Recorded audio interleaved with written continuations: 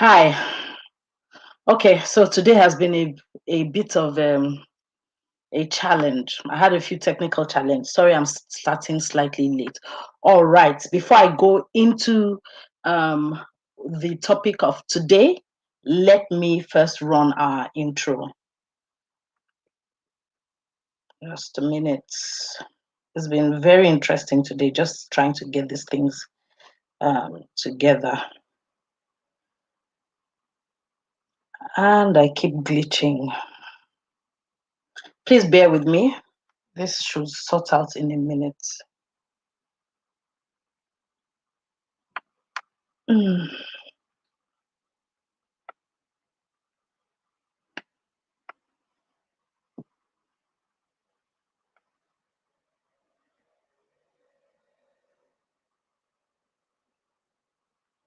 All right. So clearly, it's not I'm freezing. I don't know if you can hear me. I'm hoping that it gets restored. But today, I wanted to talk about job search scams. I'm kind of slowing down a bit to just see if my feed can be restored. Please bear with me.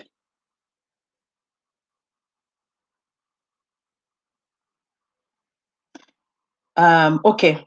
If you can see me and hear me, can you please indicate just so that I know, because I can barely see. Okay, it's unfrozen now. All right, great. So I'm going to skip the intro. I've wasted enough time trying to get past these technical glitches. Today we're going to be pretty brief. I want to talk about job search scams. The reason why it's topical at this time is that last week we all saw together, at least in the Nigerian social media space, the story of the girl who fell for a job search scam, was kidnapped, and murdered. Um, really unfortunate incidents. But in the wake of that, quite a few people came out to share their job search scam stories. Everything from, people being kidnapped to, people being extorted. Different scenarios were run. Now, typically, the targets for these sorts of scams are usually your entry level people or your lower level people, because I mean we all know that there's a huge unemployment problem. However, sometimes even for more experienced roles or more experienced people, it does come up. For instance, I heard a story of someone who was approached, went through a series of chats with his abductors, was flown into another town, driven to a hotel, all under the guise of it's an interview, and then was kidnapped, and his family had to pay ransom. So you can't be too careful. All right. So today I'm just going to discuss just two main questions. The very first one would be, what are the signs, right? What are the signs of a job search scam? All right. So, as I said when I first started speaking, there are various formats, right, run by criminals. Everything from sending you unsolicited SMS, unsolicited email, or putting up some phone numbers on social media, even in real life on notice boards, unsolicited job interview invitations, right? And then people are led to a fake address, and then whatever happens after that. There's also the format where people come and say, oh, there's this job, very lucrative, some people, and just pay this token amount, and you've got the job. And there's also the one where they use it as a format: we will find you a job abroad, and many people have been taken into human trafficking rings through those means, various things, right?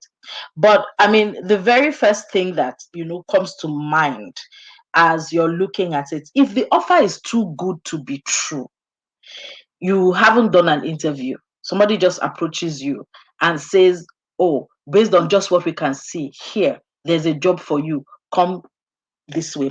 Now, I'm a recruiter, and so I mean, let me clarify. A recruiter would can, or a headhunter can approach you, right? They must be able to give you, details of the job, who the company is, and you have to have done you have to do your due diligence anyway, right? Who is this recruiter, right? So I'm going to take it one by one. So one, if the offer is too good to be true, and especially this work overseas, because a lot of people want to travel abroad, and all sorts of people are coming up with, we'll help you work overseas, pay us this amount, or sometimes not pay, just when you get there, you will pay us. You bring your documents, we'll process it. If the pay offered is too far above market value, your alarm bells should ring. If there's no defined selection process that you can see and validate, your alarm bell should ring.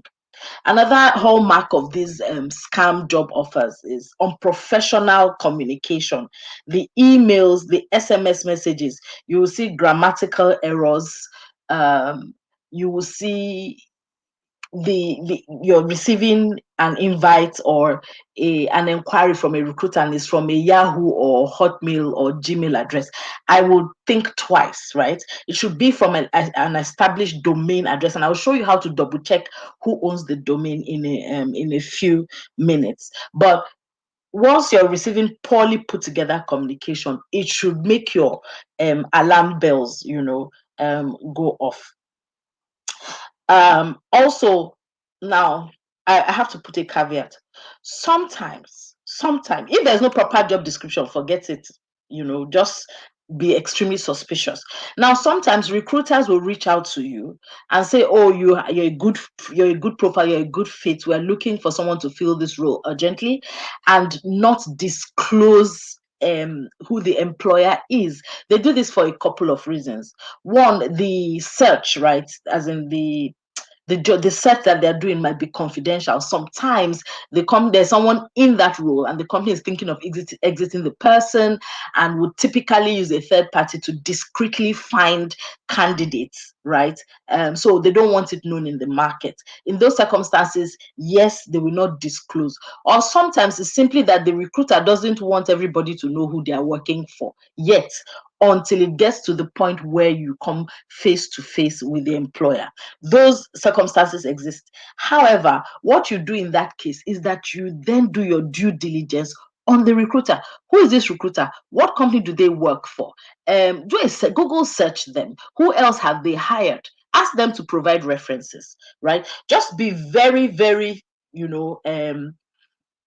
very, I don't want to say paranoid, but be circumspect, be extra careful. Once you have confirmed that is a reputable recruiter, then you can follow along the process. Now, typically what happens is they take your profile, they validate it, you send your CV, they validate it, right? Someone does an interview, typically a telephone screening, although sometimes they can say come to our office, in which case you do all the usual safety things. Check that the office is actually an office. If you're going, let somebody else know the address, and double check. And I will give you the additional checks you can do online to be sure, because there are some addresses that have been flagged as fraudulent addresses used for this kind of job scam. I will talk to you about that in a minute. But double check.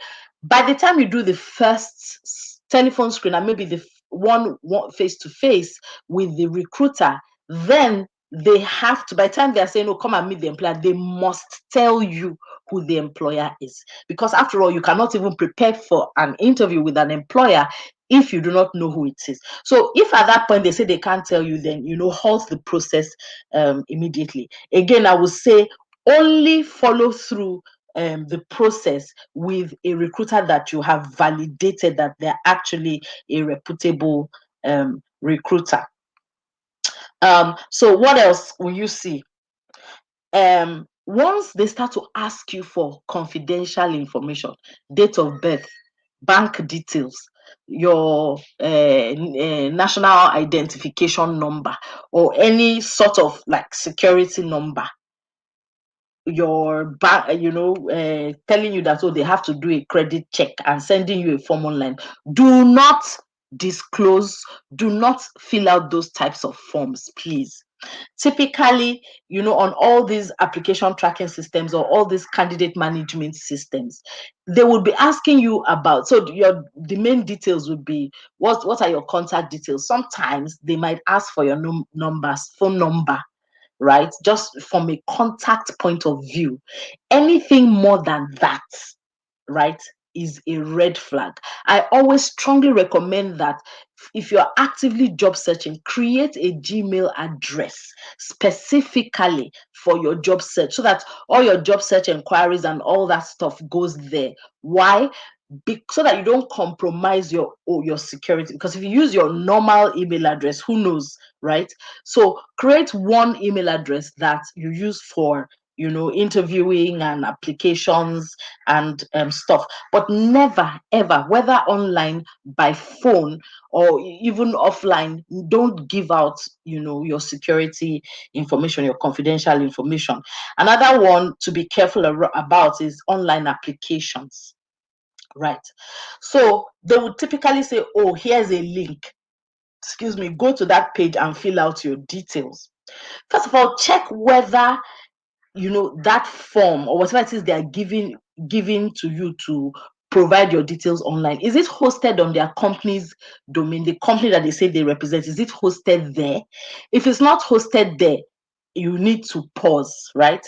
And even if it is hosted there, or you need to double check who created that website. To double check who created the website, go to who.is, who.is. Type the web address, the company's web address, into the domain name or IP addresses box, right? And search. The results will tell you when the website was created, if the website, and who typically, who owns the domain. If that website is less than a year old, be on your guard. If they've sent you a Google form, right, to apply on, be on your guard. In any case, do not provide confidential information. You can provide your work info, as in your work history, your skills, the standard things that you have that is publicly available on LinkedIn. Do not provide confidential information, right? And then before you even enter your personal information online, double check to make sure that the website is secure. And how you do that is you look at the web address bar, where you have that HTTP colon. For a secure site, it should be HTTPS. If it doesn't have HTTPS, then know that it's not secure, right? The other obvious red flag is when someone requests to interview you by chat or by text. Typically, a proper recruiter will interview you by video. I mean, it's easy enough to do a video thing or a telephone thing. All right, so those are some really obvious signs. Now let's go to what should you do. What are some of the steps that you must take anyway to be sure that, well, as much as you can, to be sure that you are not being taken in by a job scam. All right, so the overriding principle is do your due diligence, right? I mean, it's a major thing. If you're going to work for someone, what you're doing is you're proposing to spend a significant amount of your time and your life working for this person. So even from before you apply, you invest a little time to do your due diligence. So if someone approaches you or you see an attractive looking job ad online, what's the name of the company? Google them on their website. Who are their main officers? Who the person who approached you? Does the person work there? Can you ascertain whether the person actually works there? That should be easy enough to do. The person will tell you their name. If they say they work there, you have the company name. Simply search for them on LinkedIn. Not just search for them on LinkedIn. Check who else is connected to them that works for that employer. Or even reach out to someone else and say, I've been approached by so and so person. See if you know anyone who knows someone there, right? Just ascertain that this person is truly who they say they are and they work where they say they work. That's one. Then if it's not the employer approaching you directly, the recruiter, I've mentioned some of these things. Do they have an established brand? Who else knows them? Who have they hired? When you search for them online, what comes up? What does their social media look like? What does their footprint on Google look like? You address, what's the address? Is it authentic? Right. Then the other thing is the job details. Someone who says, oh, you look good for a role, had better be able to tell you what the role is. So they should be able to give you a job description. What is this role? What are the responsibilities? How much, are you paying for the role? What are the job conditions? Who else has had this role, or has had is in this role, or has had this role in the past? They may not be able to tell you, but you can again default to LinkedIn, do a search. It's easy enough to validate that. If a recruiter or an employer cannot give you the description for the job, then they're not serious, right? Because how are they going to do their selection? And if they hire you eventually, how are they going to track your performance if they're not able to define the job properly? Another good tip is check the scam lists. So if you, especially for unsolicited interview invites, Naira Land for Nigeria works very well. They seem to have like an ongoing, continuously updated list of addresses that have been implicated, as being used for job scams in the past. So check Naira Land. Do a simple Google search. For outside Nigeria, Glassdoor, is also another good one. Search your LinkedIn, search Twitter.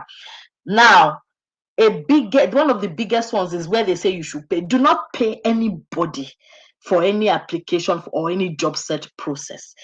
It's actually unethical for someone to demand for you to pay them for them to hire you, or for them to facilitate your being hired into their organization. It is unethical, and in many places it's a crime. Do not pay anyone. Even recruiters. Typically, a recruiter receives the brief from the employer and is paid by the employer, right? A recruiter has no business charging the candidates for job opportunities. So don't pay anyone anything. Okay, so one exception might be, so I'm traveling abroad, an agency, maybe I'm a nurse or I'm a doctor, an agency approaches me. Even in outsourcing arrangements or in those agency arrangements, you're not paying to the agent. If you're traveling abroad, perhaps the processing, so applying for visa, ticket, all that might be a valid expense. But typically, an outsourcing agency would be paid by the employer. Some people charge a percentage of your salary. Some people charge a flat fee per outsourced position. But ultimately, it is the employer's expense, not yours. So anytime during a job search process, someone comes up with a demand for payment, end the process there, right? And then I would just say generally, your gut feeling, right? Exercise caution. If you have a check in your mind about these people, then please, by all means, do not proceed. Ultimately, I'd like to tie this back to one recommendation I often make regarding an effective job search, which is, as much as possible, right, to get the best chance at getting a role for which you can compete effectively. What you want to do is get past that their online recruitment or the standard recruitment process. What you want to do is know someone within the organization, right? Or someone who can refer you. That's far more effective. And using that approach does two things. It kind of changes the conversation with you because you're someone known. Therefore, they now start interrogating your performance, not necessarily the criteria. That's one. And so if you can, demonstrate performance, then you can close job, as against, does this person tick the all the requirements we listed on the job requisition? That's one. Two, if you get referred, it kind of mitigate that will this person fit question. It's an easier, they're more open, right, to taking you on board. And three, it kind of gets rid of a lot of these, scam security issues, because you know them. You're being referred directly into the company. All right. So I just thought I'd do this very briefly. That's all I have for today. Next week's live is going to be really exciting. I'm going to be talking to a very, very senior marketing professional who's going to come and share, job search tips for um, people who are looking to work in marketing, the marketing space, especially at mid to senior level. Thank you very much for staying with me through this, and I'll see you next week. Bye.